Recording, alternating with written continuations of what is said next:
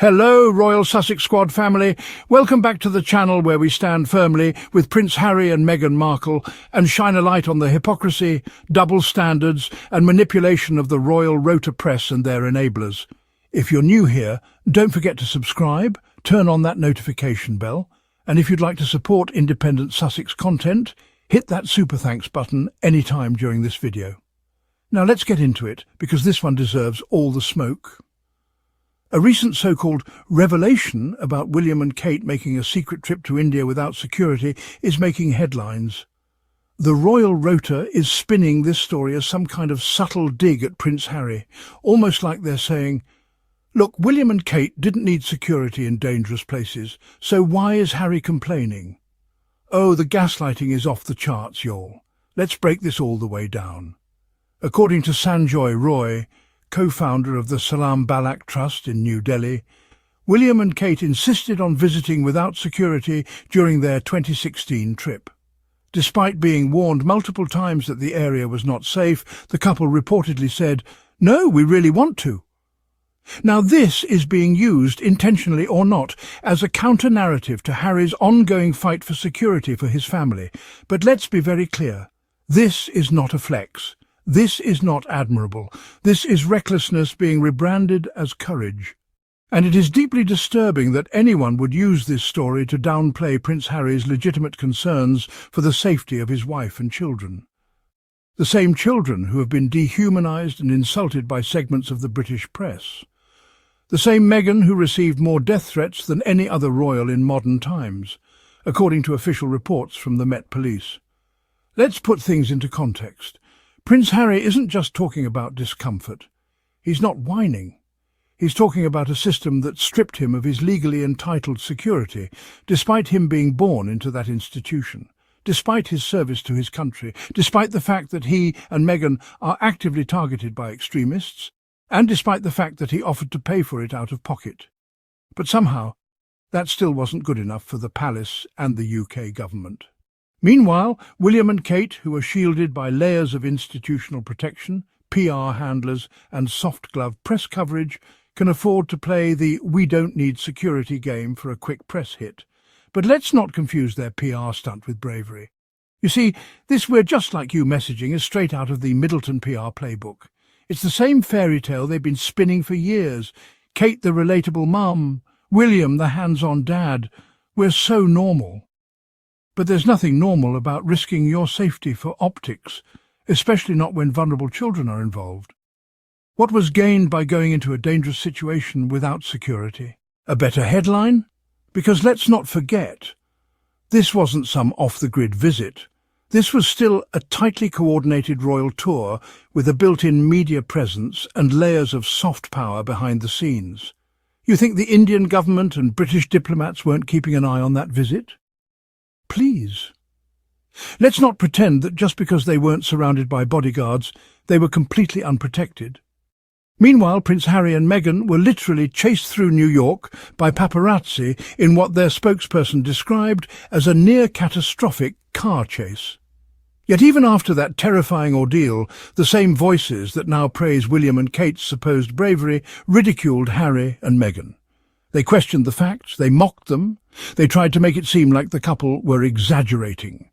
Let's call it what it is: selective outrage and calculated cruelty.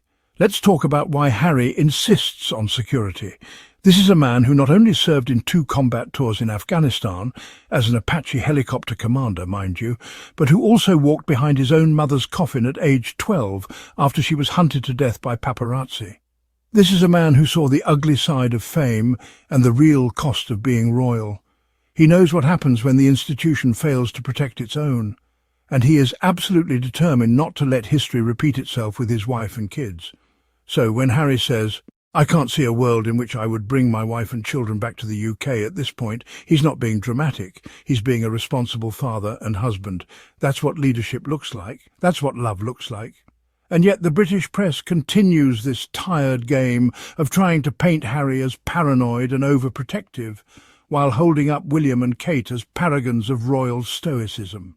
It's as if they want Harry to shut up, step back and ignore the threats. But that's never going to happen. because Harry has evolved, and he's no longer playing by the rules of a system that never protected him in the first place.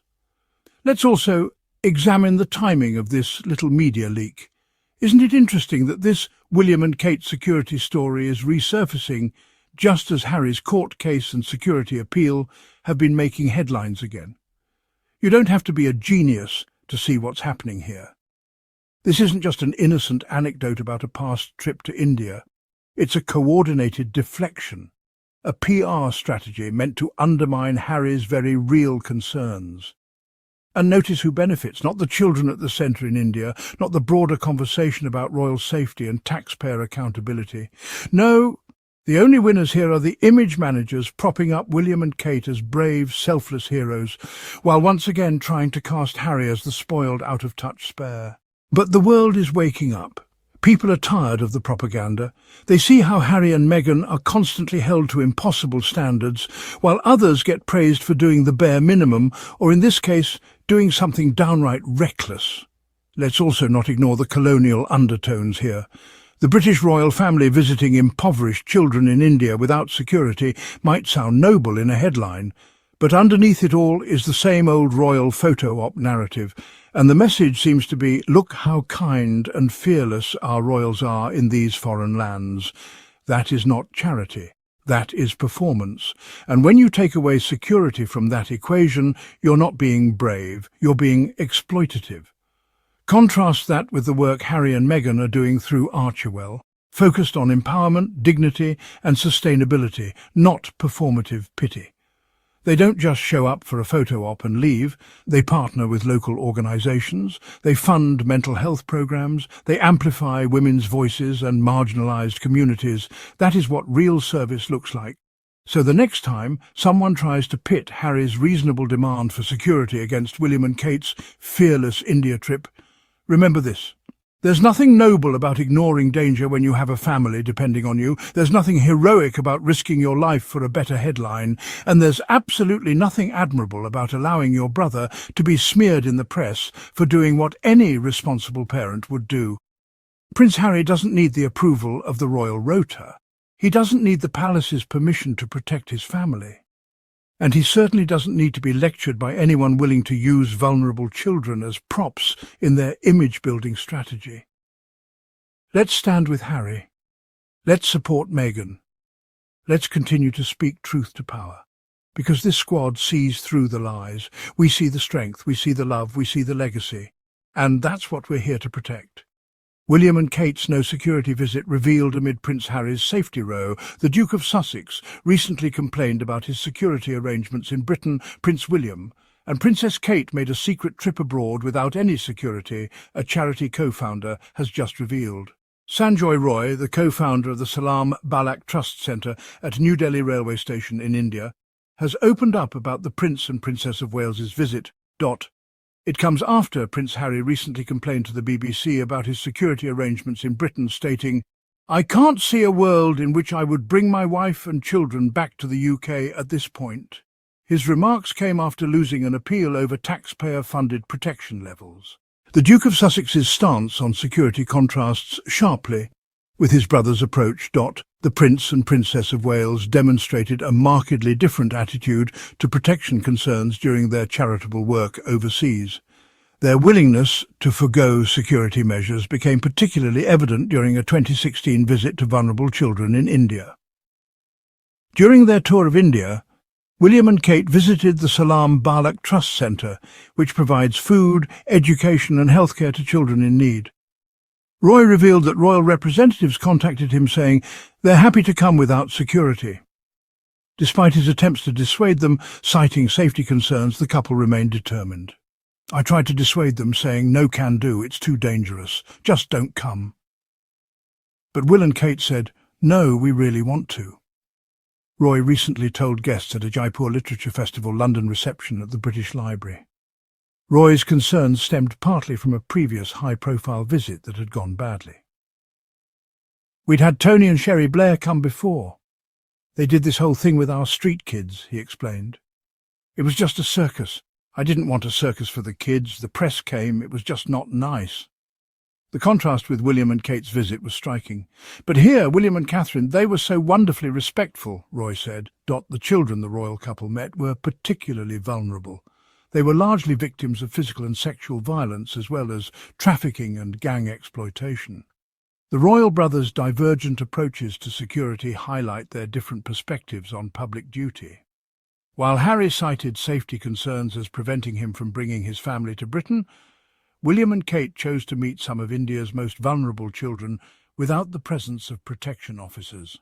Their decision to shed security at the railway station's centre demonstrated a commitment to connecting directly with those they sought to help.